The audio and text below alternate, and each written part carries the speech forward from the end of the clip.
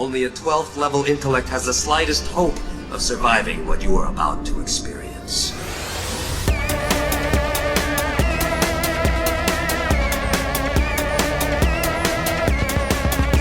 Born to be wild. That song came out in 1968. But it's by 2 years before Steppenwolf. Jack Kirby's Fourth World, so I'm sure that he stole Steppenwolf. They should have had that in the movie because Steppenwolf was born to be wild. They should not have, and I'm glad that they didn't have the Come Together song in the movie either. That was a happy surprise for me. Yeah. Who really expected it. Who did that cover? Was it Gary Frank Jr.? Is that right? Oh, you know. Wait, no, Gary Frank's the artist. Gary Who am I thinking Oldman, of? I think. It's Gary Freddie Prinze Jr. Gary Clark Jr. That's the guy. Yeah. He actually is a pretty good musician. He kind of sounds a bit like the Black Keys. I'll agree, I guess. I don't know who that is. I'm sorry. He did the Come Together cover song for Justice League. No, you said Black Keys? Well, he kind of sounds like him to me. I don't know what that is. I don't know. Oh, you don't know the Black Keys? That's another band. No. Well, this isn't a music podcast, though. I This is a 12th Level Intellects. It sure is. It's hosted by You're you. apparently saying it. We're switching up today. Yeah, so welcome to another episode of 12th Level Intellects. It's hosted by the Watchtower Database. I am Ted Kendrick, and with me today, per usual, is your host, Mr. James Strecker. That's me. That's you. That's what it feels we're us. like. We're us. Finally, I'm not famous. So, you know, today we're going to talk about some stuff. Maybe you'll enjoy it. And then we're going to talk about some other stuff. The first thing that I'm going to talk about with my voice and mouth is the fact that there's a Harley Quinn animated series. Oh, that's pretty cool. There's a DC streaming service that take all their stuff off of Netflix, and I assume the CW app and all that stuff, and it's just gonna go into. Nah, it's gonna stay on the CW. Oh, you think so? Well, I guess that would make sense since it's a TV channel and stuff. Mm-hmm. It's their but channel. It'll probably also. I would guess they would also put all the CW stuff on because they don't have much else to stream other than movies, and cartoons over the years. Okay.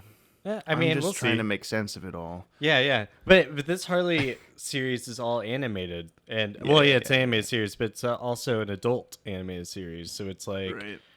Yeah, the promo image that we saw was drawn by Amanda Connor, and she's the one who's been drawing the book, the Harley Quinn book that's been part of. Yeah, I'm kind of wondering whether this is just a promotional they took forever to draw this one thing to get you excited about it, or if this is an actual screenshot from the show. Because if so, that's a lot of effort put into this, which is pretty cool. Mm-hmm. It's definitely very stylized and unique looking, and she's very comic booky. That one promo image had so many background characters in it too. It looked like the Condiment King was there. Some obscure He's putting characters so like much Magpie. ketchup on his fries. What a silly guy! And a terrific trio or terrible trio. Is there or at least two of them. Looks like. Yeah, the vulture and the shark. Oh, you're right. The shark guy is there. There's the fox. Oh, the fox is there thing too. is also there. I thought that was the only other one that I saw. Yeah, you probably know more people in this than I do. There's some guy with goggles and he's got a diamond on his chest. I don't know who that is. I think. Kite Man. That's Kite Man. Oh, okay. That's a kite. Mm-hmm. How cute. Yeah, I think this looks enjoyable. If the cartoon actually looks like this, if this is a more if this took more time to draw this than the cartoon takes to draw, if they spent more time on making this look good, then it doesn't actually look like the cartoon, then I will be sad. But I think that this is probably pretty close. Yeah, I hope so too. We had this Justice League promotional images forever ago that are more detailed and shaded differently and stuff like that, but they are basically what the show looks like. So even if it's a little bit of a step down, it'll probably still be enjoyable. I like that it's in a bar and there's blood and there's beer and there's all this like, whoa, edgy adult stuff.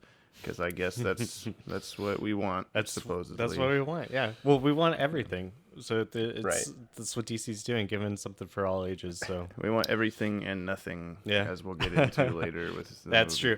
Yeah. you kind of glanced over at today's topic is the Justice League review. You were just like, it's stuff. We're talking about stuff. Oh yeah. But it's major stuff. This is stuff we've been looking forward to for years.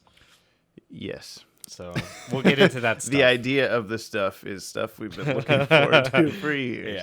Yeah. But we'll get to that. What do you have in the newsworthiness? So there were rumors. There's always rumors about Ben Affleck getting recast, right? Yep. About he's like, oh, this is my last movie. I'm gonna bow out and whatever. So they're talking about Jake Gyllenhaal is being talked about to be the new Batman, even though at the same time it's Matthew Reeves who's doing the Batman movie. Is that right? That sounds right. The director, assuming so, yeah. Yeah. He's attached to direct right now, but he's been on record saying like, no, it's Ben Affleck. He's gonna be Batman. So I think the Jake Gyllenhaal stuff is just floating around. It could be something that they do. We talked about this before, possibly for the Flashpoint movie. That kind of gives them a big opportunity to do recasting and stuff if they want. But I think as we'll discuss probably more later, it doesn't seem like DC has much of a plan. That they on the surface level seem like it, but then you read any deeper than just watching the movies, and it becomes very obvious very quickly that we're just gonna change at the drop of a hat based on what we think people want to see. So if Matt Reeves is like, no, it's Ben Affleck, then tomorrow it might not be. That's true. Yeah. That's part of the problem. But anyway, so that's one part. I think Jake Gyllenhaal I think if it was like a from the start he was Batman, I would have not really a problem with it. I think if they're just gonna bring him in to replace Ben Affleck, that there needs to be, since now they're doing this Marvel-y shared universe thing with the DC movies, that if they're just gonna do a George Clooney swap out, that they need to have a reason and not just do it James Bond style. So I think so. Since they're making an effort to make it cohesive. Yeah, people have been talking about maybe have Jake Gyllenhaal be Dick Grayson and have him take over as Batman. Yeah. Maybe. I saw that they're actually casting for the Nightwing movie right now, and there is a big open call for Nightwing. Yeah. So they're pulling in everybody. It's kind of like, the odds are like winning the lottery or something, but still. Do you have black hair? Can you do a backflip? Yeah, do martial arts, whatever. Have a butt. Do you have pecs? Yeah. Yeah. Sign here. Yeah. Oh, who knows? You don't have to be a good actor. you just have to have a nice butt. Well, it's the DCEU, so yeah. not to put down any of the actors, but yeah.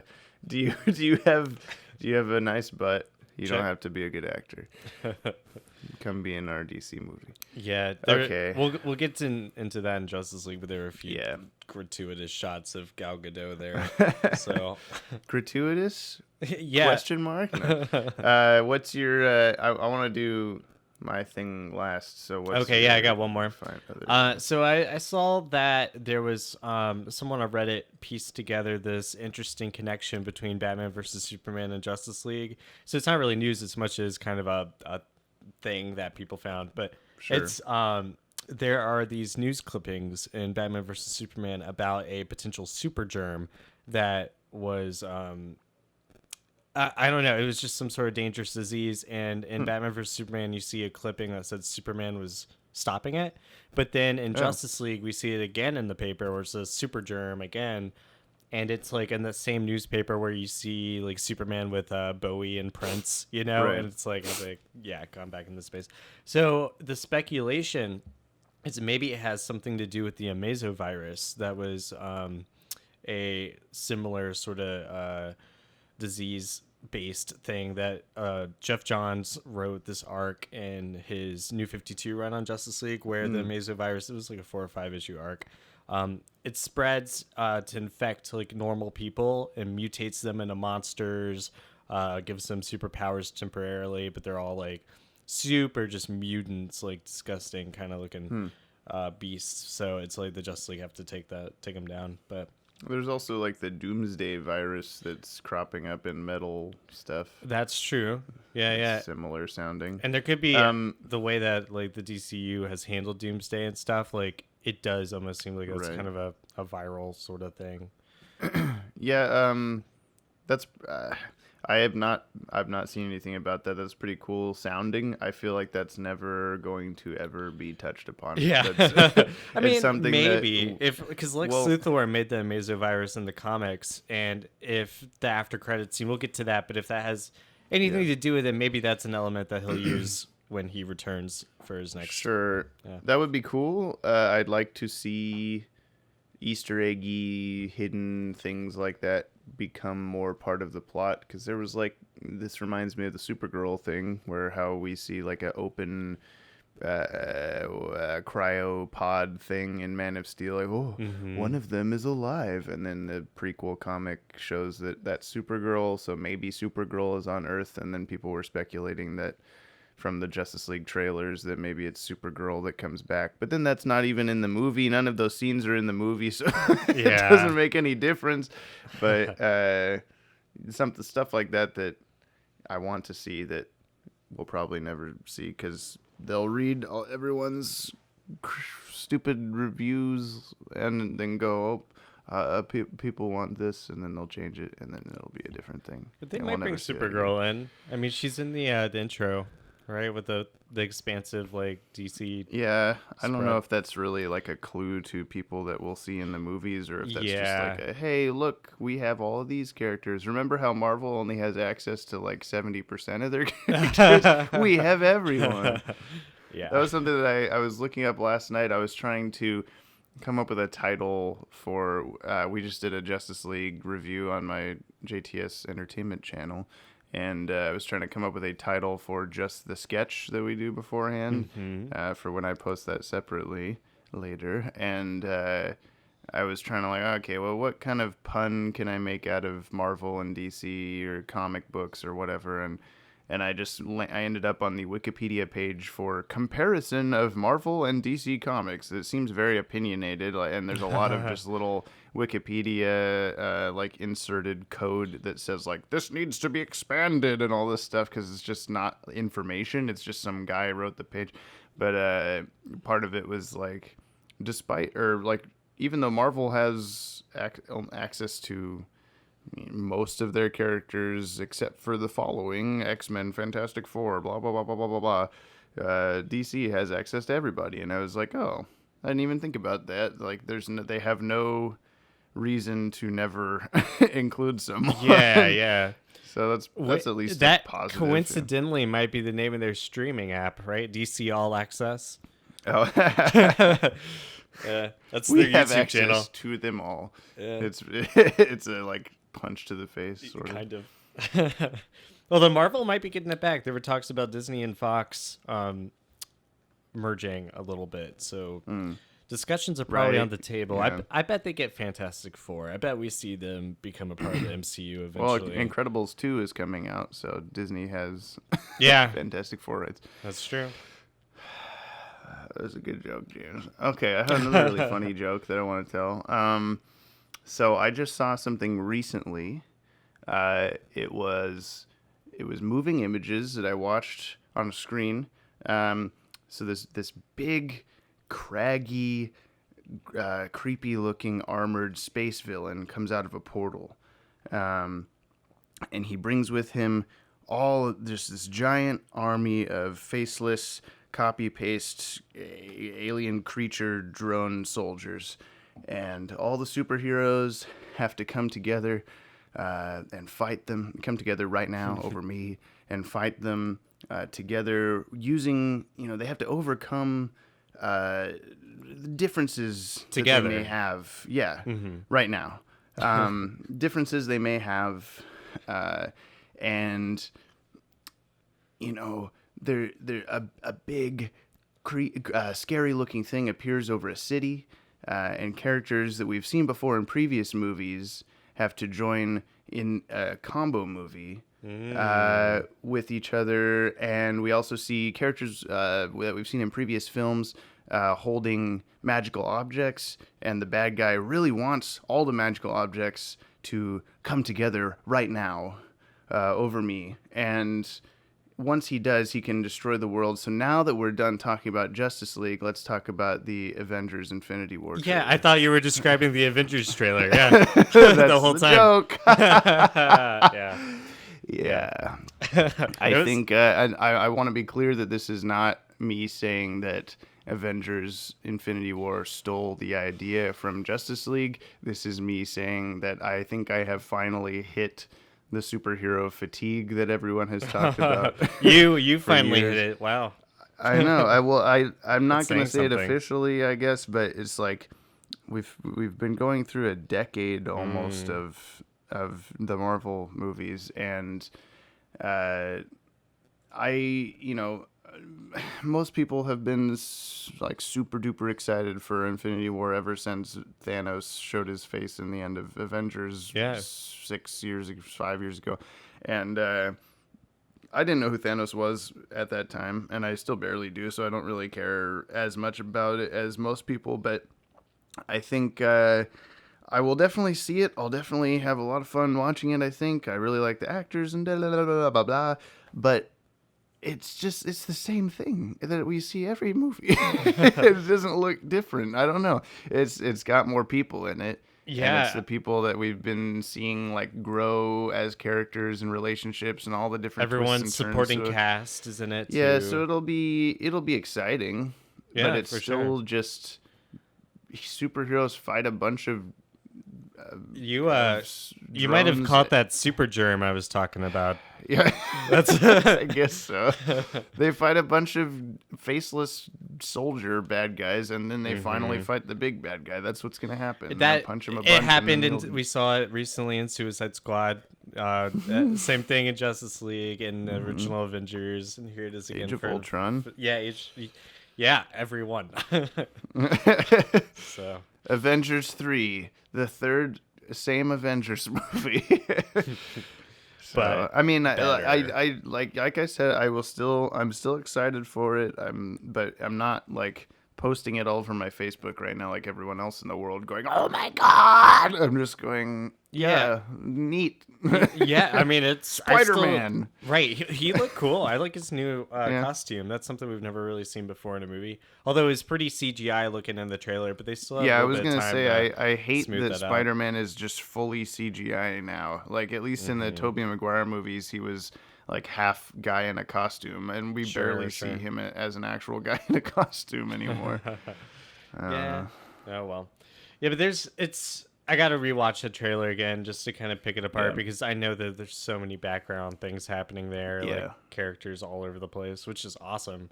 I think that movie is so significant because like the original book, the Infinity Gauntlet, was like Marvel's answer to DC's Crisis on Infinite Earths. You know, it was like published just shortly after, similar era. It was written by Jim Starlin, who's done some stuff for DC too. Like Jim Starlin's a writer who, like, he's the guy who killed Jason Todd. Okay. Yeah. Well, we killed Jason Todd. Yeah, I wasn't born. We, not us personally, but we the people. I didn't vote for. Yeah.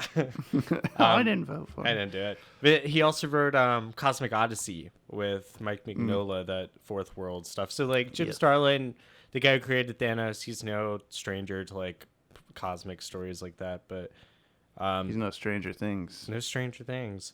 That's But yeah, I haven't read it. I haven't read the original, but my concept of Thanos is he's just like this alien. Like he's almost like a Trump in a way. Like he's just the kind of like king of his like alien nation or whatever he has. But he's like fallen in love with death, like right. death personified, and so he's just trying to like destroy as much as he can to feed. Do you think Death they'll do and, that like, in the movie, or it almost feels as like an offering to her? So it's an interesting motive, and we haven't really seen that in play, I don't think, from like our glimpses at Thanos, because he was in Guardians of the Galaxy, the first movie, and like that was kind of the real first chance we had to really see what he's like. Yeah. So Do you think they'll do the death love story thing? I hope so. Otherwise, it's like, what's the motive? Just to get all the Infinity Stones, power your gauntlet, but like, why? You know? Yeah. Well, I mean, the movie's gonna have to be like Titanic length, or Batman vs Superman length, to like accommodate all this stuff, which I think is okay. I'll have to not drink any beverages before the movie, or just bring a bottle. Yeah, God. A bucket. But you know what for.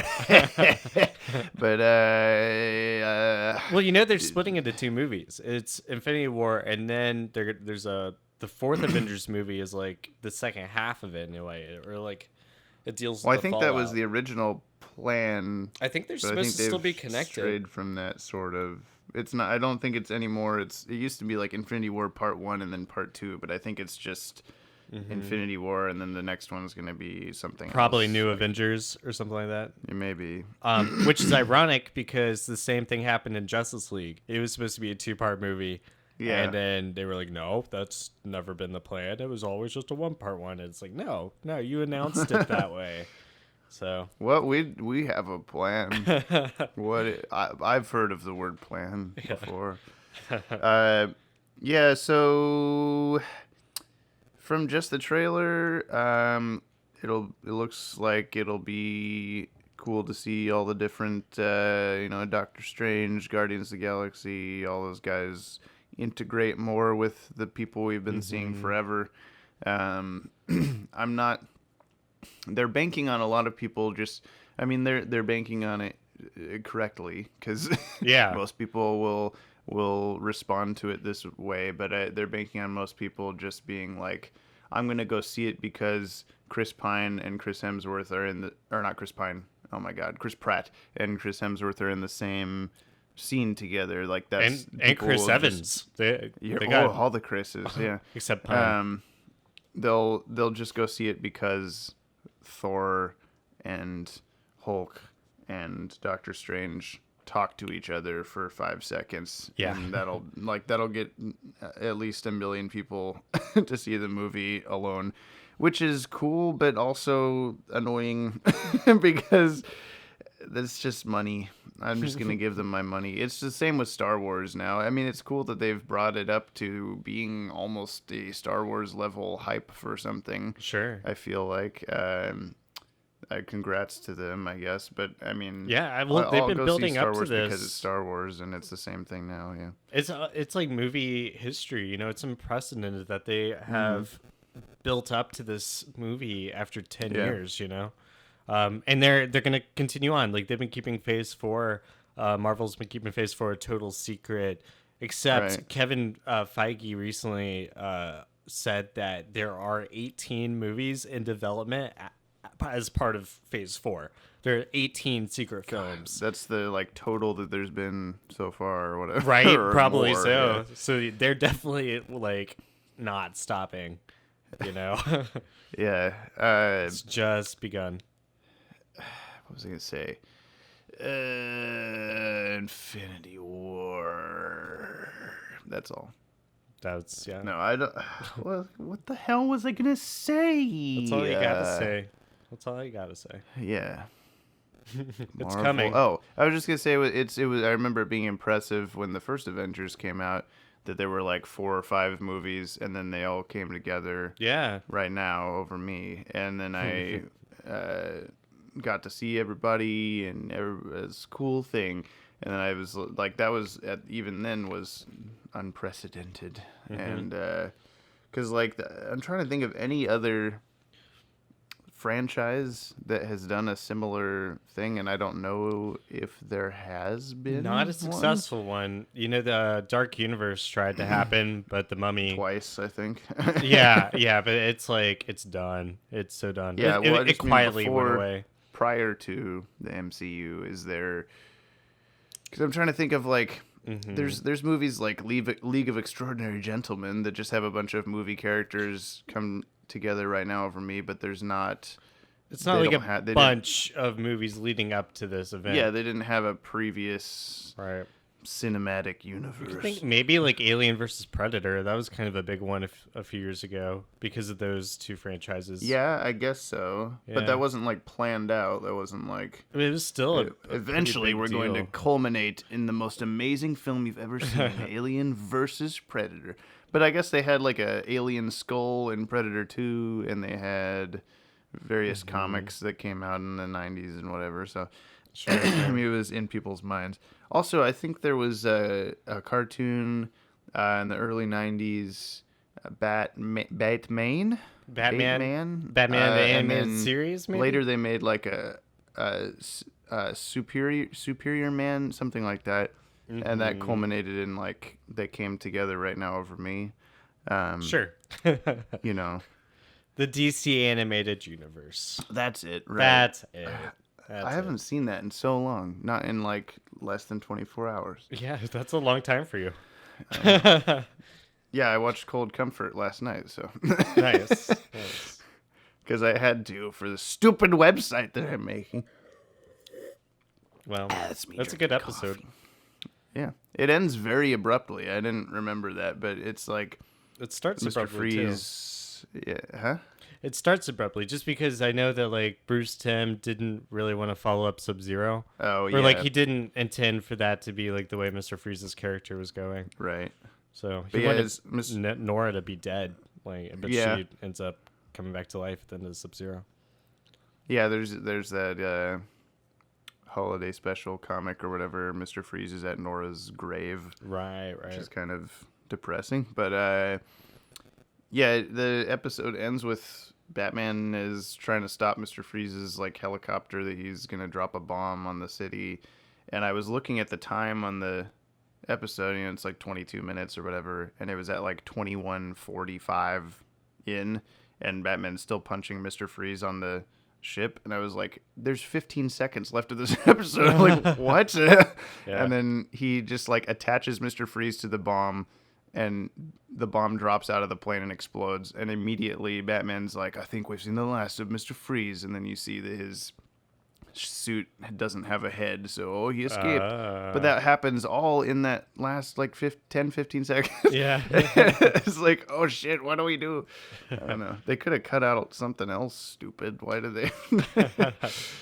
Yeah. But that's not what today's episode is about. No, today we're talking about the Justice League movie, which we've kind of been doing already, just Yeah. interspersed. But yeah, we should focus on it now. So what?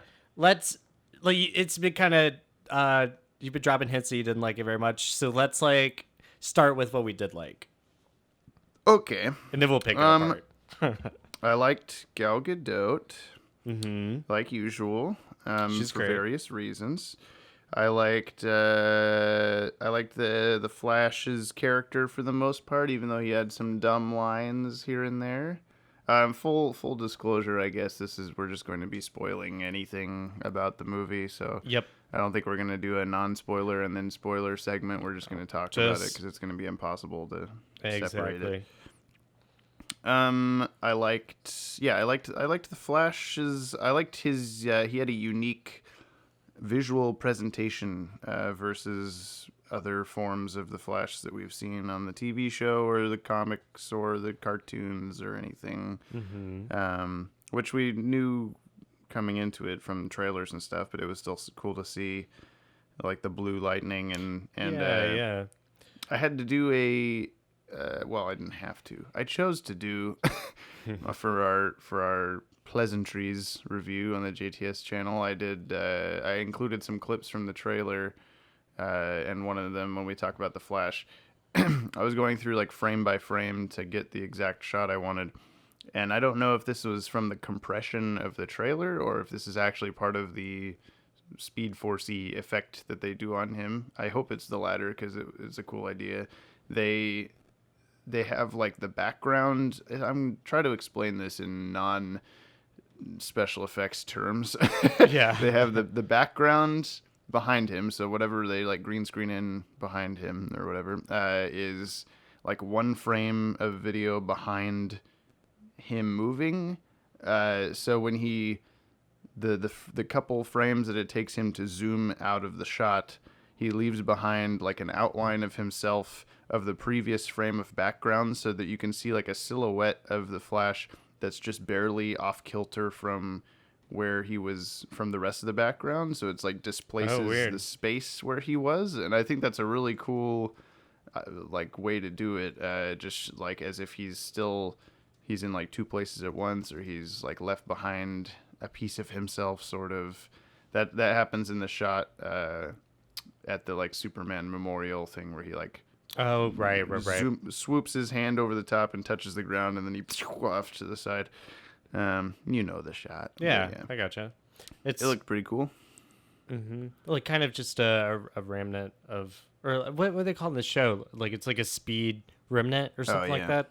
But I mean, that's almost like a duplicate of him. It's not. They're not really going there. At least not yet. But I would have liked to see. It's just part of the effect. But yeah, it's cool. I would have liked to see the Flash, like in Batman vs Superman. We see that moment where he like goes to the Batcave and warns Bruce, like, Bruce, watch out, right, something crazy is gonna happen. He's got like his costume has all these moving pieces to it, which looks really cool. That I feel like that was missing in the Justice League movie. Like his costume wasn't really morphing like that. Yeah, there was some rumor a while back that he was gonna have that suit that we see him in the movie, and then by the end, Batman would have built him a different suit.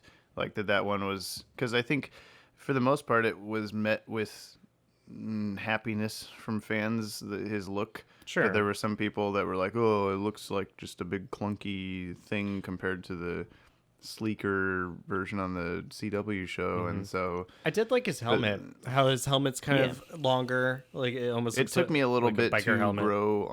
for it to grow on me, but I like it. I honestly, I thought Ezra Miller might have been miscast. I like him as an actor, but I don't know if he's Barry Allen. But I think like also that could have just been the shots or like the scenes of Barry Allen by himself.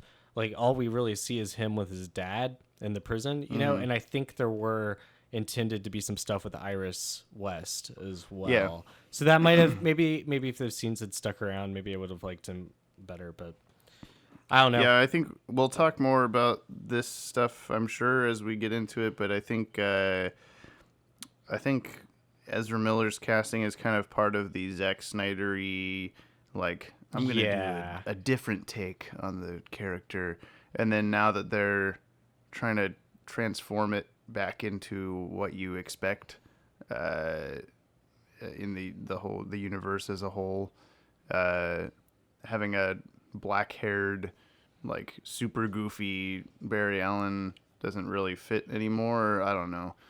I still like it. I still like the character, but yeah, if I'm more of a Flash aficionado, I would be like, it's not really the Flash. Like they spent a lot of effort to make Ben Affleck look like Bruce Wayne and act like Bruce Wayne for the most part, but the Flash is just like a new character, sort of. Yeah, just like Lex Luthor was a new Lex Luthor. Yeah, kind of so. Yeah, just the whole personality changed. Like the Flash, I grew up reading about and watching.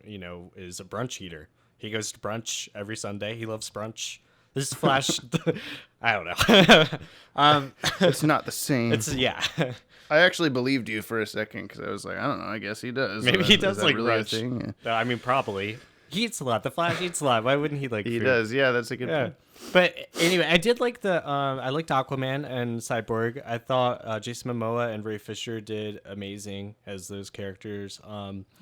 DC like making Aquaman sexy is probably one of like the smartest things they could do, for the character, because he's always been kind of the butt of jokes. Like, some people have complained that they're pushing it too far to try to make Aquaman cool, but I think that like if you know Aquaman, you know that there have been times where he has legitimately been cool. Yeah. And they're not like trying a new thing. This isn't the first time he's had a beard and long hair and a trident and whatever. It's not like it's not like they're like, oh, all we have to work with is this stupid ass guy that talks to fish, and so now we'll just make him edgy and whatever. There was that scene where he's chugging whiskey, like listen to the White Stripes. That's a little too far. yeah. But that didn't match the rest of the movie. That's another like Zack Snyder-y, like we did this, and then when we change everything else, it doesn't match him. Like it was a lot like Suicide Squad, how it's just like powered by the music. You know, there's a few, especially in the intro of Suicide Squad, it's all just like hit songs. Yeah, back to back. Let's try to forget Suicide Squad. I can't help but compare it because DCEU. But no, I know. I just mean, they've learned their lessons in some ways and not in others. So I will say something I really liked in Justice League. There was one scene I personally really enjoyed, the scene where the Amazons are trying to play Keep Away with Steppenwolf with the mother box there on the mascara. There was a really cool sequence where it's Steppenwolf comes out of the boom tube, which those boom tubes are really cool in the movie. They were like the giant it was a unique way to do it that we haven't seen. Yeah, rather than just like the war pole sort of thing, but more like an intestine that spits out a person. It's a good It's a nice image in your brain there. Yeah, or a vagina. Anyway. Oh. Yeah. Oh, okay. no. So oh no. All right. So on the mascara, Steppenwolf's trying to get that mother box, and Hippolyta is there. Do we see any other Amazons from the Wonder Woman movie? Was Robin Wright in there again as Antiope? No, she died. Oh, in Wonder Woman. Yeah. I think she is technically in the Lord of the Rings flashback, but she's not. Right. Yeah. Okay. Well, so the Amazons are playing Keep Away. Steppenwolf's trying to get this mother box, and they're in this temple at first, and as they're fighting in the temple, they realize like, okay, we can't win this fight, so they leave and they kind of get the trap doors behind them, hop on the horses, start running down this field, and Steppenwolf's after them. And I thought it was a really engaging scene, even though like Steppenwolf's CGI was a little hit and miss. Like that was one of the things. Like I love the guy who did the voice for him. Like he did a really good job. But just CGI was Mance Raider actor. That's right. Yeah. He just got a good voice. I mean, because just we don't know what he looked like because he's just a whole thing of CGI. So it was very like he's the kind of character where that's fine because he's an alien, So it's. Yeah, but it wasn't even. It wasn't like the Mance Raider guy's face made to look slightly more alien, like we're seeing with Thanos and stuff. It was just a completely new looking cartoon character, which I guess I don't have a problem with. I just wish that there's a lot of behind the scenes problems with this movie that would have made for better CGI on Steppenwolf's face that I think was necessary. I'm gonna have to disagree with you about the scene being cool. I liked him dropping out of the boom tube, the superhero landing. I liked the Dothraki Empire coming over the hilltop. I did not like most of the rest of the scene because the CGI was shoddy and last minute, and the goal of the scene, like where are they going on horses? They're on an island, right? But you have islands that have wild horses on them, like that's not uncommon. Where are they going? I mean, they don't have to go anywhere. They could just live. Are they going to turn into seahorses? Maybe and just swim. It's up to them. They're just horses that live on the island. They're god endowed horses. But the Amazons could have the invisible jet or something. Like they could. I don't know. They're not stuck on the island. Like, do you think this universe has the invisible jet? Maybe. I mean, I guess anything's possible if they decide to put it in the movie. The Green Lanterns have been around like for thousands and thousands and thousands of years. Apparently, yeah.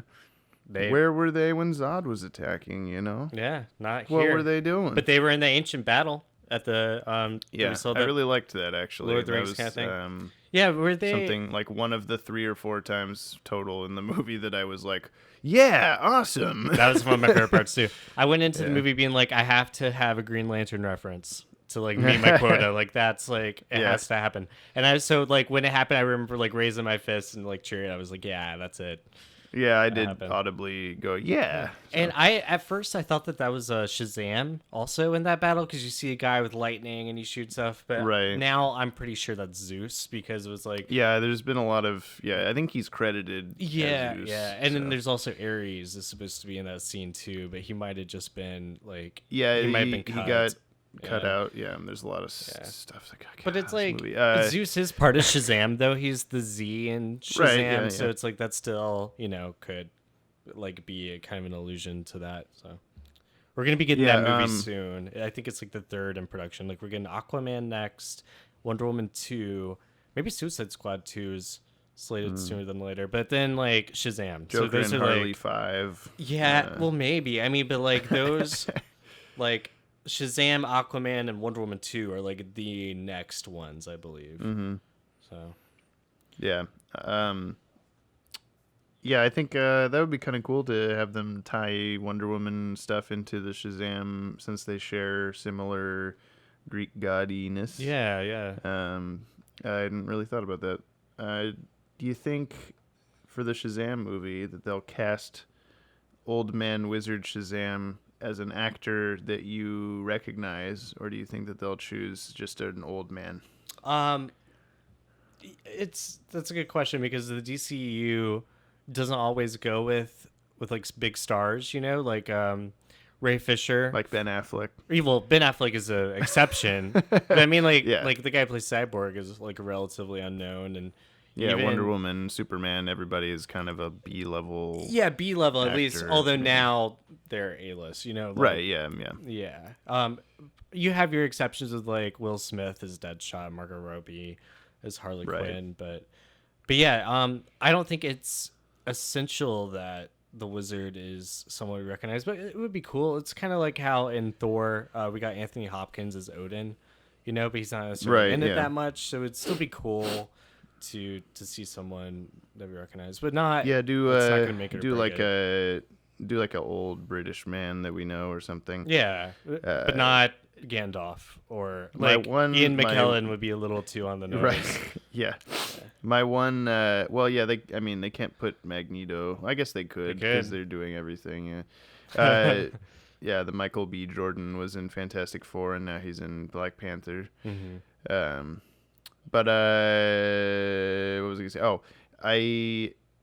my one hope for the Shazam movie is that they have a scene where old wizard Shazam is talking to Billy Batson and he's like, I have endowed you with all these powers and you'll have to learn how to use them responsibly, like Uncle Ben style. And then he says like, you must become Captain and then someone interrupts him. Yeah, that could be And then could be kind of funny. Yeah, and that's never touched on the rest of the movie. yeah. I'd like Everyone that. just starts calling him Shazam because he says that. Yeah, which is always weird because it's like, how does he tell people his name without changing his powers? Yeah. I am the name. I can't say. I'm just gonna write it down. I'm just gonna write it down for you. Yeah. You can That's say a it. good point. Yeah. When someone says, "Oh, what do we call?" What? Like he saves some woman from a burning building. What's your name? It's Shazam. Fuck. Just call me Billy. Yeah. I don't have a secret identity. I do like the creative ways that they've used that in various. I'm sure it's been done in comics, but they did it in JLU. They did it in the Injustice game, I think, where like he's about to say it and then someone like grabs him and like uses it against him, or he uses the lightning against them because by not being Shazam, if they get hit with the lightning, it just hurts them, I guess. Lightning in DC Comics has various properties depending on who it needs to touch, I guess. So yeah, that's true. You can have lightning powers, or you can get speed powers by being touched by lightning, or lightning can transform you into an older man, Or lightning can bring you back to life when you're a dead Kryptonian in a special ship with a special box that did things. The Justice League movie has the MacGuffiniest MacGuffin I've ever seen in a movie. It was pretty MacGuffin-y. It was like very like just from the start, like, these are the boxes, okay? We have to get them. Like, it just tells you that all throughout the movie. Usually it's a little more subtle than that, but yeah.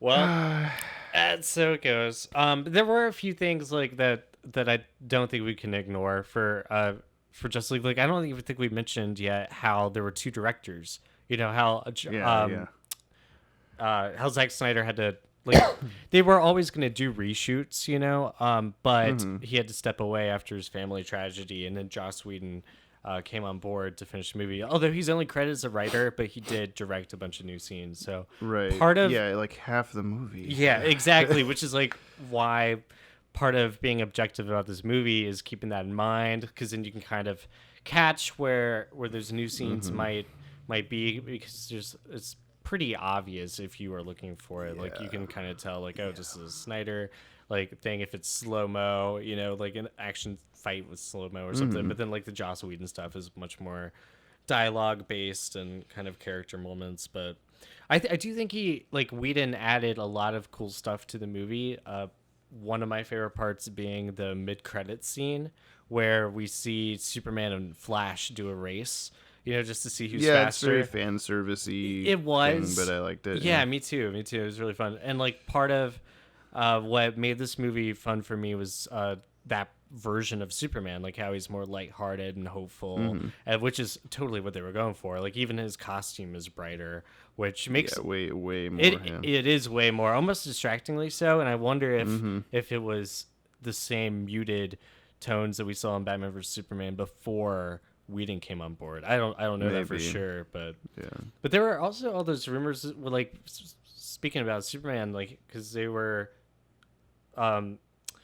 conceivably supposed to go through like the return of Superman stuff, like with the black suit, long hair sort of stuff. I don't know if those rumors just got started because that's what we were expecting from the comics, but do you know, is Joss Whedon, I'm sure he is based on who he is as a person and what he did prior to Marvel stuff, but is he a comic book fan prior to, like, Avengers, or is he just I happen to write similar stuff like Buffy and whatever? I think he is. I mean, Buffy had a ongoing comic for a while too, but do you think he has, like, a preference of Marvel? Like, did he? And okay, that's not the question I want to ask. Does he have Marvel Comics knowledge prior to? Yeah, he wrote an X-Men book for a while, actually. Okay. So does he have prior DC Comics knowledge? Well, he did write a script for Wonder Woman. Person, you know, he wrote a script for Wonder Woman a little over a decade ago before he got the Avengers job. But I don't believe he's ever written for DC.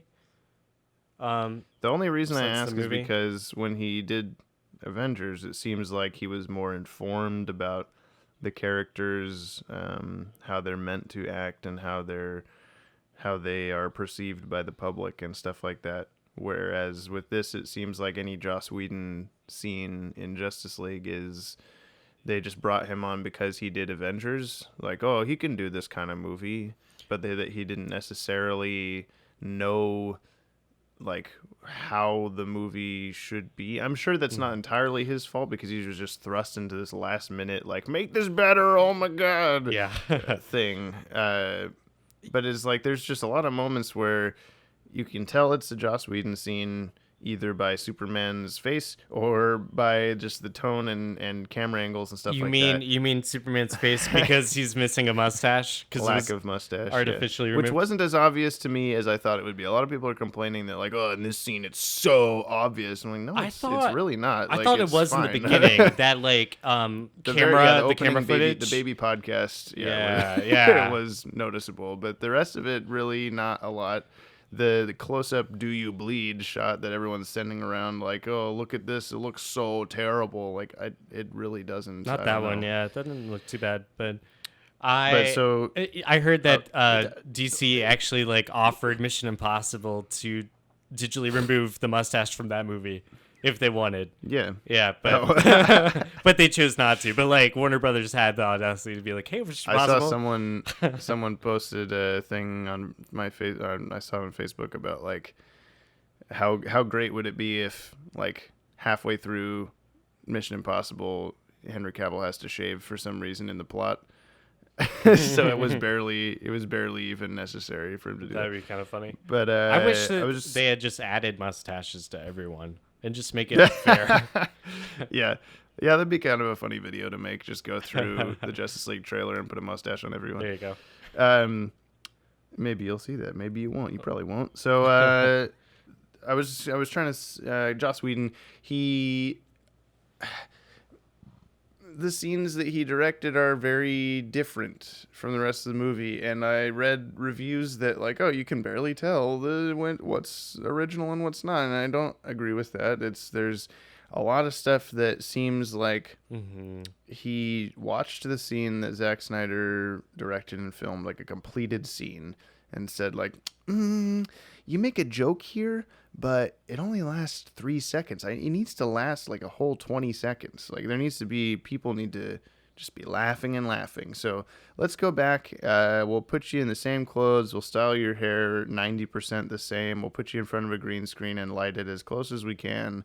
And then we'll just add in the brunch joke. We'll add in an Aquaman line here and there. We'll add in like things that do not seem necessary. Like the whole I need friends. Can I keep this? The whole Flash scene is already funny. You don't need to add the brunch joke. I don't. That bothers me so much that all for there's set just up for that mid credits part.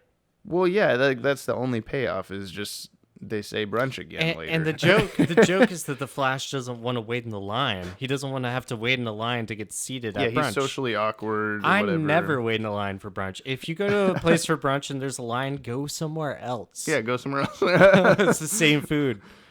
So, although maybe we don't live in Central City, so we don't know what it's like. Yeah, all the brunch. We don't go to a Big Barely brunch Burger. places are all central in the city. So, it's a great joke there. I tried.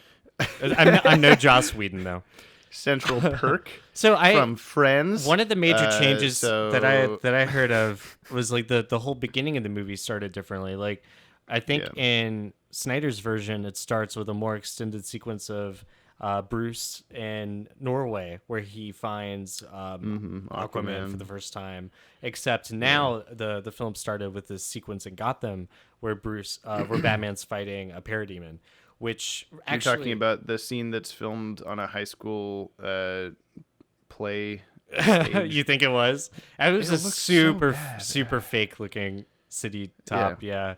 That was pretty. I don't know. It was, but the idea of the scene was fun for me because it felt like it came from Cosmic Odyssey. I mentioned that earlier because the guy who wrote Infinity Gauntlet wrote that book. But it's like another New Gods, Dark Side stories on the DCU, and there's a cool scene in that book where Batman is in the sewers of Gotham and comes across a parademon there. So, and it was a really similar sort of way to set that story up. It's also almost identical to the New 52 Justice League Origin opening scene with him and Green Lantern finding a parademon. But obviously without Green Lantern. That's what I immediately thought of. I can see that too.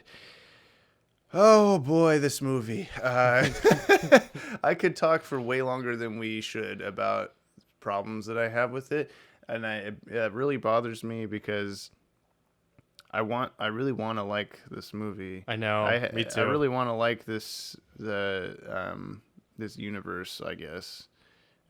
They still have a bit of ways to go before it's really there. It's it comes down to we still have the DCAU, we still have whatever comics we like. It's not like this is the thing. And you have to deal with it. So if that was dumb, but at least I can go watch, you know, whatever, or play a better Injustice world or too, something. you know, there's tons of stuff. I'm trying to think if there's anything I left out. Like, I went into the movie with a few like check marks on my list I wanted to cover, and one of that, like I said, was a Green Lantern reference. I got that. Right. My Easter egg quota was great. Like, the after credit scene like filled my Easter egg quota. I was happy. But it did it in, I think that's a positive of this movie, is it did it in a much more fluid, understandable way than Batman vs Superman did. There's a lot of Easter eggs in Batman vs Superman, but it's they're just thrown at you like a rock to the head. They're like, look at this dark side symbol, look at it. Okay, which is something that was like, I really wanted more Doomsday. New gods. I wanted new gods and dark side in this movie, man, and I'm really disappointed that we didn't get to see any of Apocalypse or New Genesis. And supposedly the Zack Snyder version had Darkseid in it for a moment. When we needed that. Steppenwolf goes back at the end. Yeah, we really needed that scene. So yeah, well, it's like I was thinking about my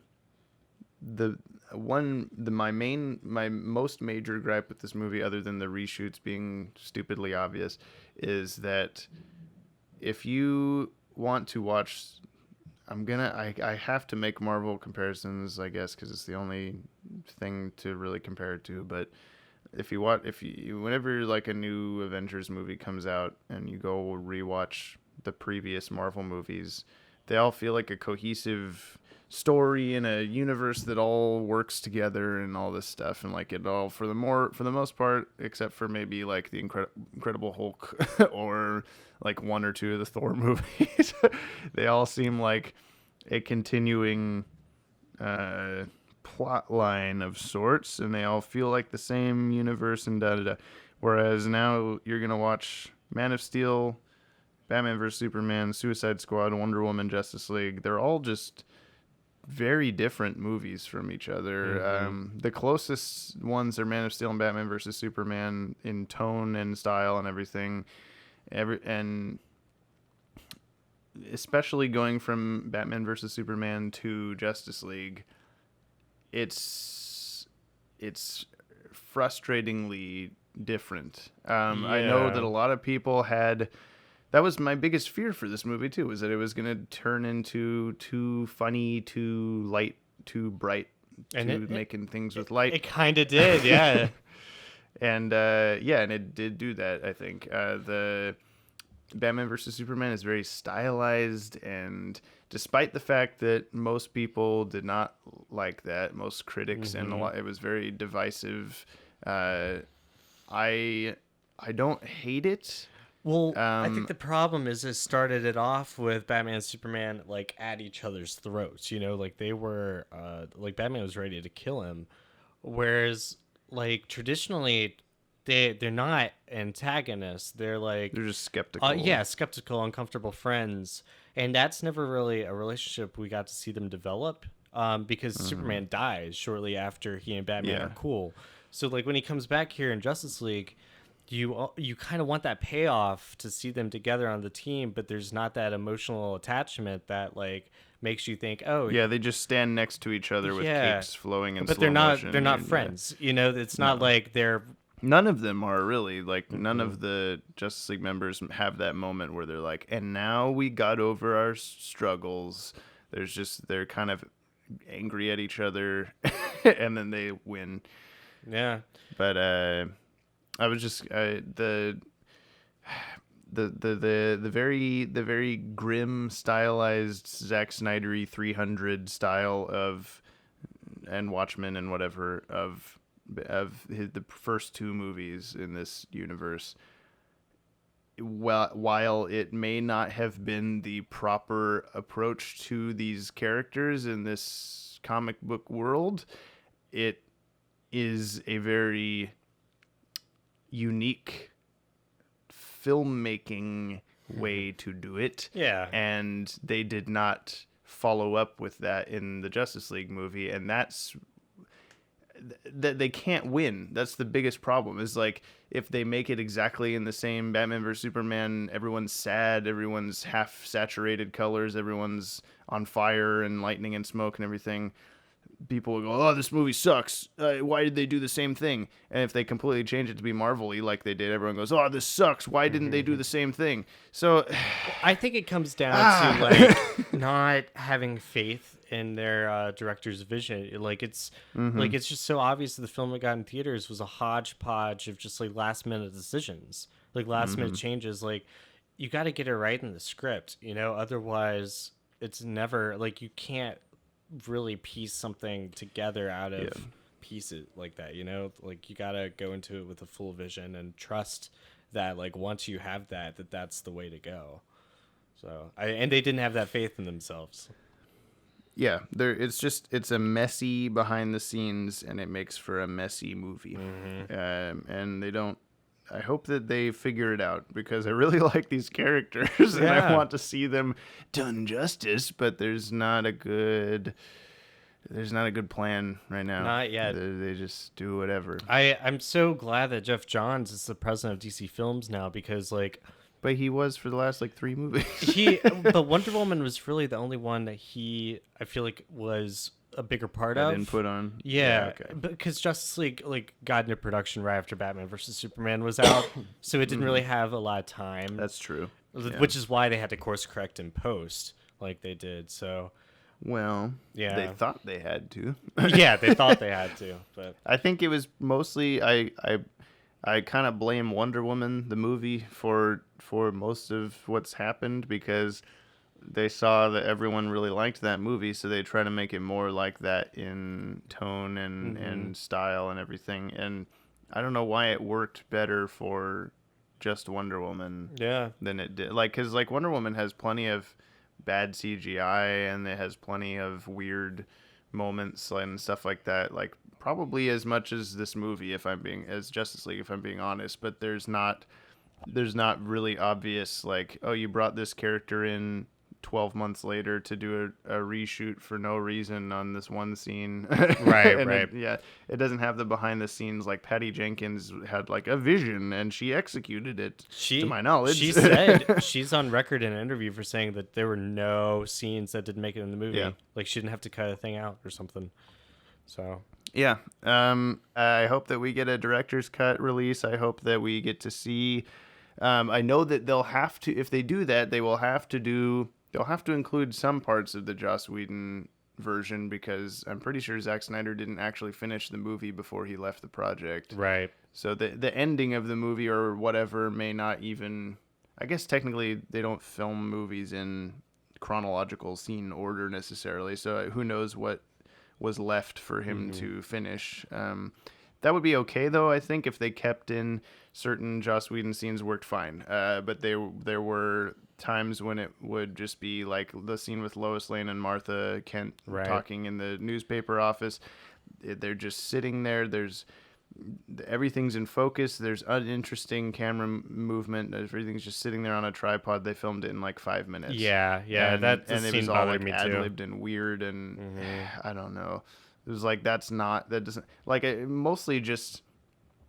I think for a lot of people, not that I think people are stupid. I'm not trying to say this. I think for a lot of people, maybe they don't like the reshoots of Justice League on a subconscious level more than a conscious level, because if you watch like Man of Steel, say the scene where little Clark has locked himself in a closet at school and his mom has to talk to him through the door and all that stuff, and there's a lot of like handheld camera work. There's a lot of film grain. There's a lot. It's widescreen. It's from an aesthetic point of view, like the cameras, the lenses, the cinematography is very purposeful. It's thought through. Zack Snyder knows exactly what he wants to see. If nothing else, Zack Snyder is a great visual director. Yeah. And Justice League is just full of TV movie shots.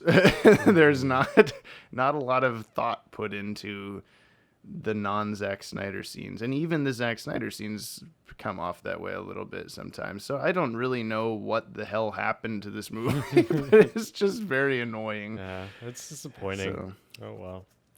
But on the brighter side, it's cool that we have a Justice League movie finally. There's been so much historical, like, it's taken years to make a Justice League movie. There's been starts and drops, so it's There's that amazing. David Ogden stars as John Jones TV movie. Oh yeah, and then there's the George Miller Justice League Mortal that didn't happen a few years ago. I think Arnie Hammer was attached to be Batman. Right. Yeah. Yeah. Yeah. There's you're right about the historical significance because we now live in a world where there is a Justice League movie, and we didn't 3 weeks ago. Nope. So. That's amazing. Which is cool. Yeah, I think there will be a lot of time will go by. We'll be in our 50s. We'll have children. We'll show them this movie, and with pride. But for now, I am disappointed. Yeah. I wonder if people had that same if there's in the days before the internet, you didn't know about all this stuff. You just went to see a movie and you had an opinion on it, and you talked to your friends that live near you in the same cul-de-sac. You don't have the outreach. There were entertainment magazines. I know, but I mean, Empire Strikes Back. Did our parents go see that and go all the drama behind Mark Hamill getting into a car wreck, and maybe, and on the director this time isn't going to be George Lucas, so this is going to be bad and all this stuff? Or did they just go see it and they don't even notice any of that stuff? They just watch a stupid movie and then they come home and they go, well, that was pretty good, and then they live their goddamn lives, and we have to do all this shit on a podcast. A simpler time, yeah. Well, you want to move on to comic relief? With that being said, let's continue the podcast. Yeah. I think we both read Doomsday Clock. We did, yeah. I was hoping to talk about that because that's probably the only thing I read, except for No Country for Old Men that I'm still reading. But cool. Yeah, I talk too much. You talk. Oh, you're all good. Well, I'll set the stage. So Doomsday Clock came out last week. Written by Jeff Johns, art by Gary Frank. Sure was. They're the great team. They've done Batman Earth 1. They did a run on Superman together that inspired the animated movie Superman. What's it called? It's the one with Brainiac. Unbound. Unbound. That's it. Superman Unbound. Anyway, so they're great together. Gary Frank's Superman art. Homeward Bound. Yeah, Superman Homeward Bound. The Incredible Journey. That might be what this book is about. We'll see. Yeah, just because it seems like the gist of it is, from what we've already seen in DC Rebirth, Dr. Manhattan has been messing with the construction of the DC universe. Like, he stole... What? Yeah, what? Yeah. He stole 10 years of their lives, which is kind of why characters are younger. Give me that 10 years. Relationships are missing. And so now characters are remembering what the lives they used to live and whatnot. So that's been kind of a thing that's been going throughout Rebirth already, but now Doomsday Clock is kind of the culmination of all this stuff, and most of this issue actually takes place in the Watchmen universe, which we haven't visited since the original Watchmen series, if you don't count the prequels, the before Watchmen stuff that came out, which weren't really regarded very well, but so now we've got this. Are you talking about before Watchmen? Yeah, before Watchmen. Yeah, I haven't not read that. There's don't know a few really good ones. I didn't read all of them, but Darwin Cook has a really good one he did about the Minutemen, the 1940s heroes. So that one is worth reading. I like that one. But anyway, so we're back in the Watchmen world, but it's actually 7 years after the events of the original comic. So it's 1992, which coincidentally is the same year that The Death of Superman was published, where Doomsday which I was disappointed to find out that this was not the XXX rated comic I thought it was, Doomsday's Cock. Oh, well. Sorry. Yeah, it's not. Anyway. It's not, no. I thought we were going to get that, but... Not in this one. Not in this one. But what we do get is we get a world where Rorschach's back. Somehow. It's not the original Rorschach because... I guess if I haven't already said spoilers now, there's gonna be spoilers. But Yeah. There's a new Rorschach. There's also new characters named. Don't listen to this podcast If you want to avoid spoilers in general, yeah. but if you Exactly. see something in the title or description that you're like, I haven't read that, then don't listen to You that. probably part want to avoid it. because- So or read it and then listen to it. So we got new characters named Mime and Marionette. Who? Right. I liked Mime Guy. Yeah, He was cool. he was pretty cool. It's definitely Joker and Harley, right? But like the Watchmen versions. But Watchmen have always been based off Charlton Comics characters. So like Rorschach is the Question, Dr. Manhattan is Captain Atom. They all correspond with somebody. And Mime and Marionette are Punch and Julie, who have been in the DCU a little bit. They were both recently in the Rebirth run of Batman, and and they were originally Captain Atom villains from Charlton Comics, but now they are Mime and Marionette. And so I do like seeing new analogs like that. Yeah. Makes me wonder like if there's more that we might learn about later or something. But I think that is a deliberate choice by Jeff Johns' part to go into the Rebirth mystery about the 3 Jokers that exist on Earth. So like we learned that there are 3 different Jokers, like the Bronze Age Killing Joke version, and then the like the modern a year and one. a half ago. Yeah. and so this is like a case now where the Watchmen has a Joker. They also have a comedian. How are these characters gonna inspire the DCU version? Who's the of Joker? comedian supposed to be on? He is the Peacemaker from Charlton Oh, Comics. right. Yeah. I knew that. Yeah, we used him for Legacies and issue 3. Yeah, Yeah, we sure did. So what else happened? Oh, I have a theory about who Rorschach is. We can get to that in a minute, but Adrian Veidt. Let's talk about Adrian Veidt. Ozymandias. So at the end of the original Watchmen, it's revealed that he orchestrated this whole plot. Depending if you read the book or the movie, it's either a giant squid monster or he made the world Dr. think Manhattan. that Dr. Manhattan blew up a bunch of cities. But either way, he did a horrible thing to try to bring the world together. A bunch of chaos. You know, Dr. Manhattan is naked, so they could have still done a the squid Doomsday. monster. I thought you were going for the Doomsday cock again. They could have still done Doomsday's cock. So it's Dr. Manhattan. Jesus. Which, of course, they're going to. You're going to get Dr. Manhattan. Yeah, anyway. Well, yeah, that'll be interesting. That isn't really like the time that Watchmen came out. That's like, oh, the whole comic is way edgier than anything you've seen or whatever. So like, Because there's a penis in it? I mean, well, and people, blood and people exploding. And, different strokes for different folks, James. Whatever brings you to the book.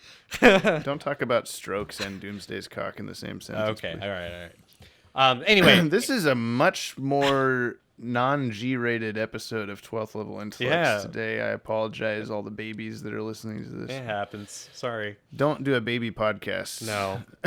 We don't recommend podcasts by babies. So Ozymandias, in this book, we see like the very beginning of it. We actually see like a mob rush Veidt towers or whatever, where the Nostalgia brand is based, and they like run up to the office and they like.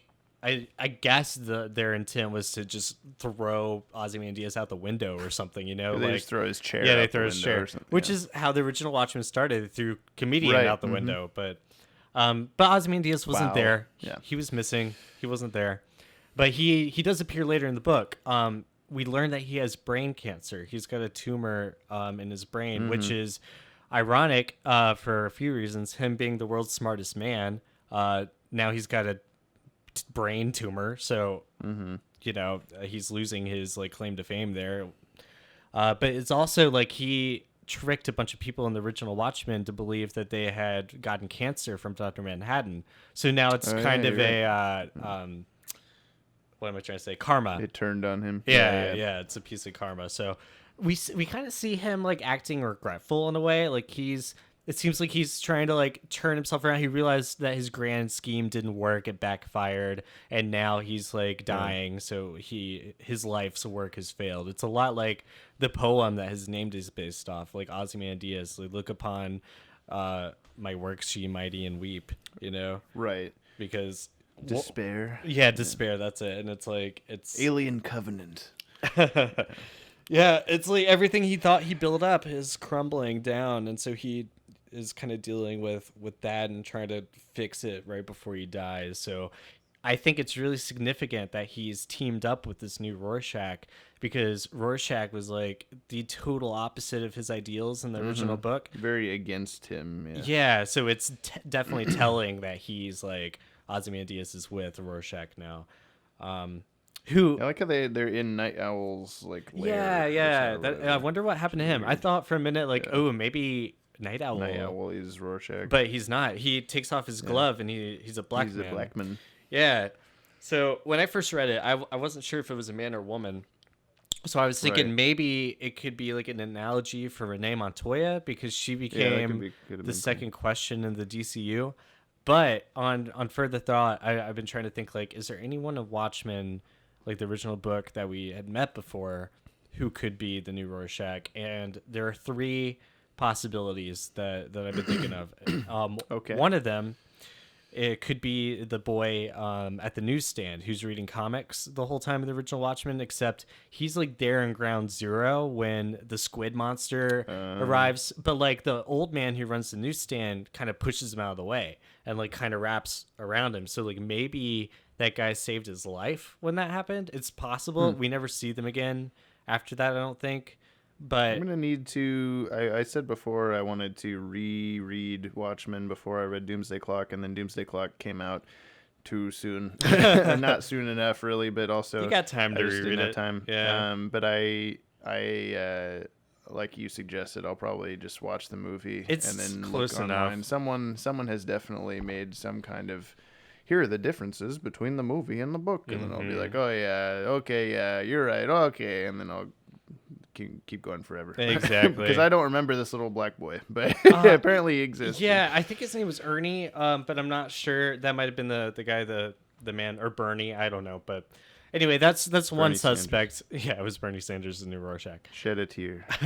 Anyway. So my other theory is it could be Dr. Malcolm Long, who was the psychologist, the black man who was interviewing Rorschach after he's been taken prisoner. So he's the guy. Okay. He's become like super obsessed with Rorschach's journal and the way he thinks and stuff, that it ends up kind of like grating on his family life a little bit. But like the only thing is, this guy is kind of fat. He's kind of old. Yeah, he's older. Yeah, except there. I mean, I guess we don't see how old he is, and he could have lost weight. But True, and that's very possible.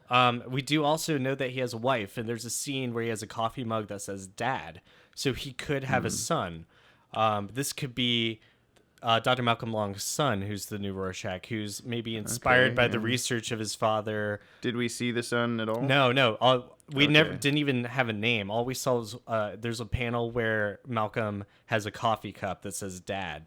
That's it. So that's like the one clue. So we don't know how much older he would be in 7 years. Right, He could be right. Of the right But age. he could, so, he okay. could be a young adult. So that's another strong possibility, especially because he could have access to the journal and the records and everything. So, yeah. And then the last option, which I think is a bit of a stretch, could be like, do you remember the scene? It was in the movie and the book where Rorschach's in prison and he's like in the lunch counter line and some guy's like picking on him and he like puts the boiling soup in his face. So You're right. It could be that guy. It could be the soup guy, only because in Doomsday Clock, Rorschach is talking about how he's in the restaurant and how there's that one waitress who doesn't stare at him. And like, why would she stare at him? Maybe because his face is half burned off. Right? Yeah, okay. Maybe. Okay. Maybe. Okay. So You know, in the opening scene when the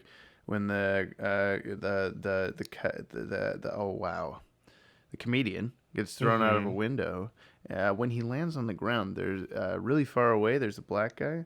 I think it might be that guy. it could be that guy. I don't know. 'Cause But he's those black? are my That's three the clue that we suspects, have. though. Yeah, I mean, No, yeah, I think the first two are more plausible, obviously. Yeah, but I do yeah. like these theories. yeah, it's there's really not a lot of black people Watchmenfantheories.com in the original Watchmen. /Ted Kendrick. Yeah, there's just not that many What'd options. you say? So Yeah, it's yeah. got to be one of those. Yeah, you're right. Yeah. Yeah, it's gonna be someone that we've seen before, I think. Mm-hmm. My only worry with the future of, eventually the universes will collide, and we'll be left with some kind of resounding finale to all of this. And whatever changes that makes, regardless, the Watchmen and DC universes have mixed in some kind of way. And so in the future, you're not going to think of them as separate but the same, or having been together at some point, they've met each other, blah, blah, blah. So it kind of takes a little bit away from the Charlton analogsness of them all. Is like they're no longer, oh, that's funny, that guy looks like Question, that guy looks like Blue Beetle or whatever, but they both exist. Yeah, They're but just it's similar still, characters. it still could be as a separate parallel world in the multiverse, because there's 52 worlds and there's maybe 9 of them that are still unknown. So this could be one of those unknown worlds. We do have Earth 5. I need to look at Grant Morrison's multiverse map and see, because there is some patterns and stuff in there. I'm looking at it real quick just to see if it'll jump out at me, but. But I do wonder if if this is from the if the Watchmen universe is one of the 52 worlds that we know about, or if it's on a separate plane of existence that we have yet to understand or something. I'm looking at the map right now, and it's the way it's organized. If you've never looked at Grant Morrison's multiverse map, it's amazing. There's you see the 52 words, cool. You see the Rock of Eternity, you see Apocalypse, New Genesis, Heaven, Hell, Limbo, all the different layers of the bleed, the Monitor Sphere, it's all the Speed Force, it's all organized in a really cool way. And there, if you look at the way the Earths are cataloged, there's different sections where it's all the cartoony ones are kind of all next to each other in a line, and then all the kind of evil ones are all right next to each other. And so there is a little bit of purposeful organization. And so you actually see Earth 5, which is the Charlton comics world that we've seen in Multiversity. Okay. And then there's a question mark world that's Earth 49, it looks like, that we don't know what that is, but it's right next to Earth 5. So that makes me think maybe that's our Watchmen world. That's part of this. Okay. Yeah, no, that's cool. I'm sure that kind of stuff, they don't do it on accident. It's possible. Yeah. What was I gonna say? I don't remember. Oh well. Yeah, I don't have a lot more to say about that. I got one last thing, one last little note on Doomsday Clock. We end the book so Jeff Johns, typically, a typical Jeff Johns book has a big reveal panel at the end. A DC Rebirth had the Watchmen button in the wall. We've seen stuff in Blackest Night before where it's just oh my gosh, the end of it, it's I can't wait to read the next one. But this one had kind of a slow start, which is fine with me because it's a 12-issue series. So they totally can set the stage and get things, they can go into the stories. But this issue ends with just Superman waking up from a nightmare, which is kind of a really subdued scene choice, I think, just because it's it's really personal. It's just him and Lois, and he's got this nightmare that's a memory of the night that Clark's parents died, Paul and Ma Kent. They got in a car wreck the night that Clark went to his high school dance. It was a prom or homecoming or something, and he gets there, and it's tragic because he was supposed to go meet up with Lana and get a dance with her, but she's having a really good time with Pete Ross. And so it's it's this moment of heartbreak for Superman, and also tragedy because of his parents' murder. And that's a nightmare he had. He wakes up in a cold sweat, and Lois is what's wrong? And he's I don't think I've ever had a nightmare before. And it also is possible he might not have had those life events before. Maybe that's something that Dr. Manhattan went back into Clark's life and adjusted his series of events to give him more of a tragic backstory. Maybe he thinks. Yeah, so I'm trying to think. This is I was thinking that while reading, is the Watchmen universe has this very specific timeline. Like this happens in 1992. This happens in 1980. Oh God, math. Do it for me. 4? Yeah. No, 5. That's right. That's right. Which is when it was published. And yeah, but the DC universe has usually been pretty open-ended on like, okay, this happened a year ago, this happened a year from now, this happened 1,000 years from now, this happened when Superman was a teenager, but they never like put a date on it, like kind of on purpose, so that you can connect to that no matter what. Right. When you read the comic. But now they are talking about in 1992 specifically in the Watchmen universe. They're talking about like, I haven't seen Dr. Manhattan since he disappeared at the end of Watchmen, the comic book. And then we see that Superman's parents die right after saying something about God. They say like, thank God for this thing, or I can't remember exactly, but it's like pretty obviously connected, I feel. And I assume that it's supposed to be that Dr. Manhattan murders them or causes something that makes them die or whatever. Yeah. And so is that meant to be that is taking place in, I mean, it could be a different timeline since it's a different Earth. It could be a different year or whatever, but it could be saying that that's taking place in like the late 80s, which means that Superman was a teenager in the late 80s, which lines up with him being 30-something in modern time, which is normal for Superman. Yeah, that's a good point. But that we've never had that before. We've never had that. Right, like, exact it's year. this year. Yeah, so that was something interesting, I guess, that I noticed. Yeah, that happens sometimes. They do occasionally like assign like a decade to certain events, but it's malleable. It keeps changing. Are the police coming for you?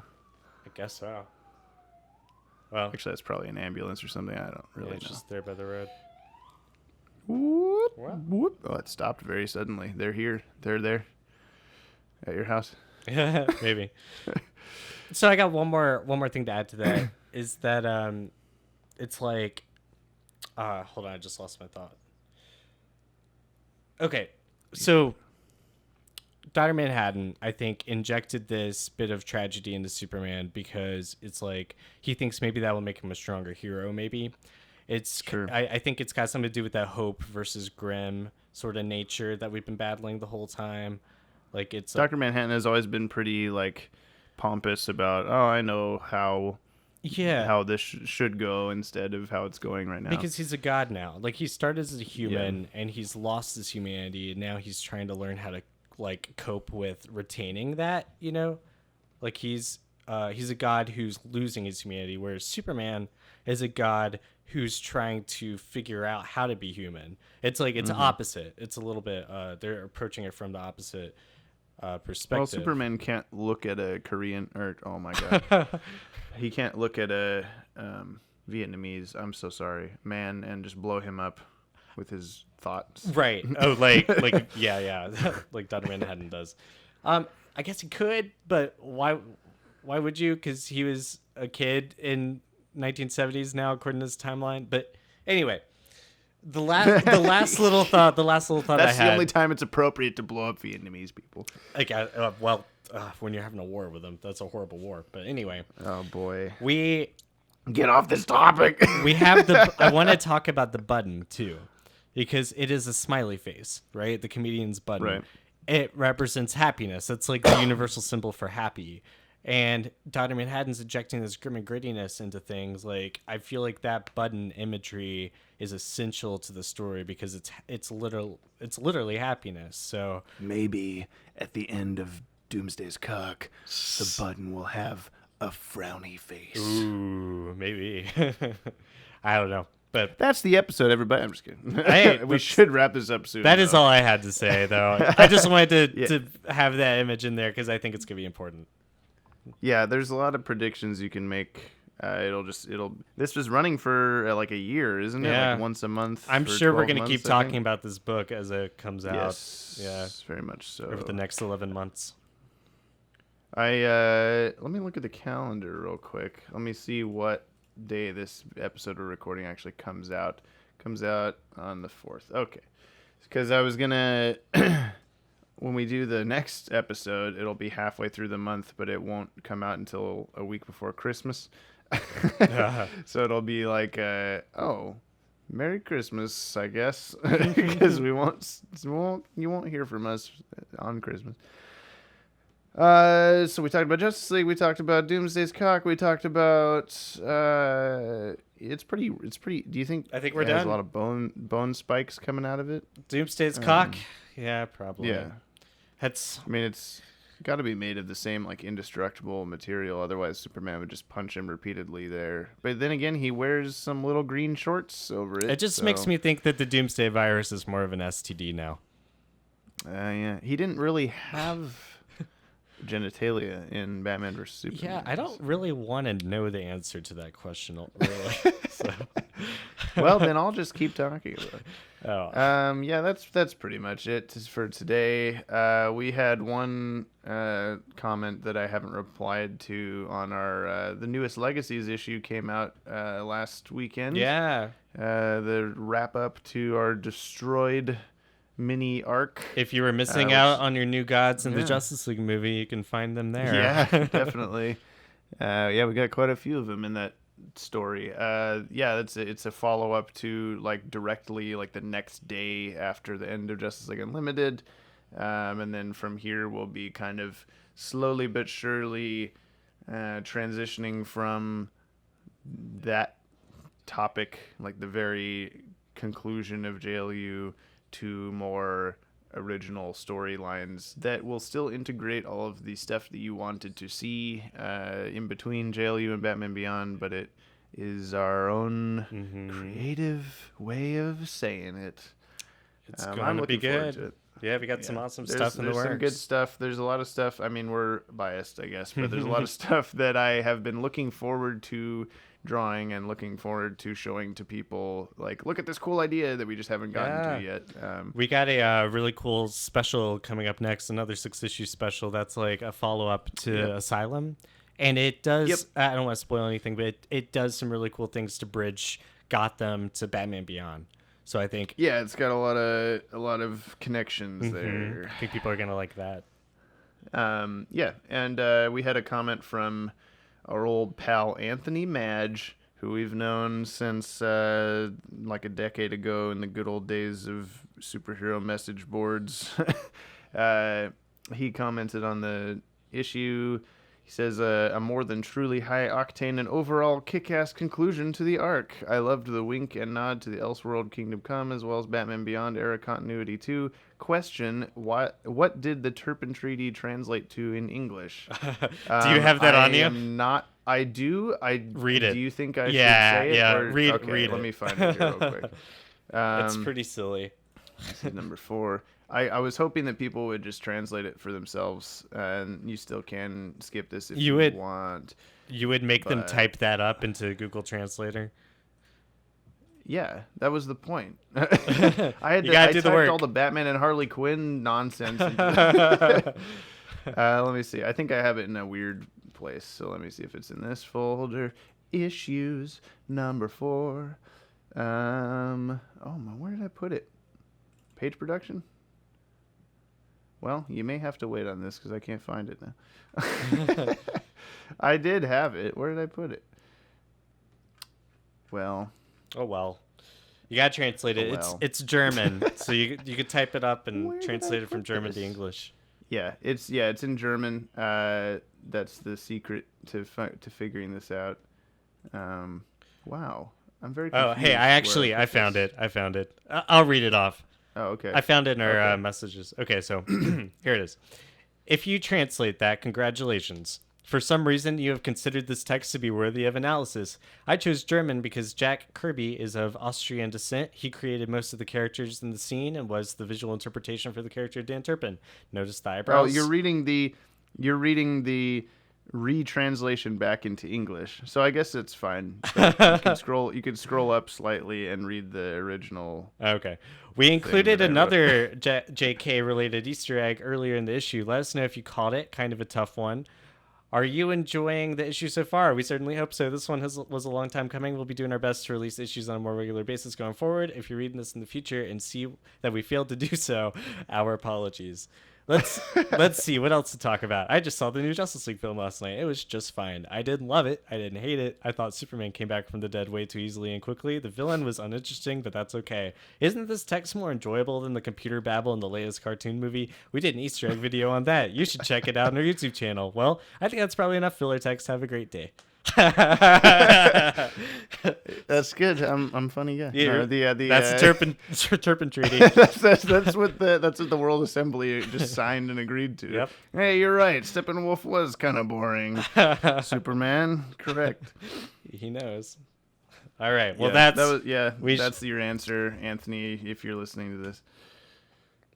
And we didn't get anything else, but if you want us to talk about specific things, you want to send us some questions or things like that, you can email us at info@watchtowerdatabase.com, or you can tweet at us at DCAU Watchtower. We're also on Facebook and Instagram at DCAU Watchtower. And YouTube. You got a Patreon. GTS Entertainment on Patreon. Correct. That's the place where you can say, hey, I like your stuff so much, I'll give you my coffee money one time a month. Even $1 is great. And we love everyone that watches the videos, but we love you more if you reach deep into your pocket and take out some money and put it into our pocket. Mm-hmm. Because then you're truly our friend. Watchtower, youtube.com/Watchtower Database. This is technically on SoundCloud right now, I think, but I'm not going to keep putting them on there. Yeah, we could stop plugging SoundCloud. Hopefully, eventually, you can find this on iTunes, because that's the ultimate goal. It's the easiest place. Everyone knows it. But for now, it's on YouTube as the main spot where you find everything else, and that's where everyone seems to be watching it anyway. We only get like 3 or 4 listens on SoundCloud every time, so it's almost pointless regardless. All right, folks. That's been another episode of 12th Level Intellects. It sure has. Thank you for listening, and we'll see you on the flippity flop. All right. Bye.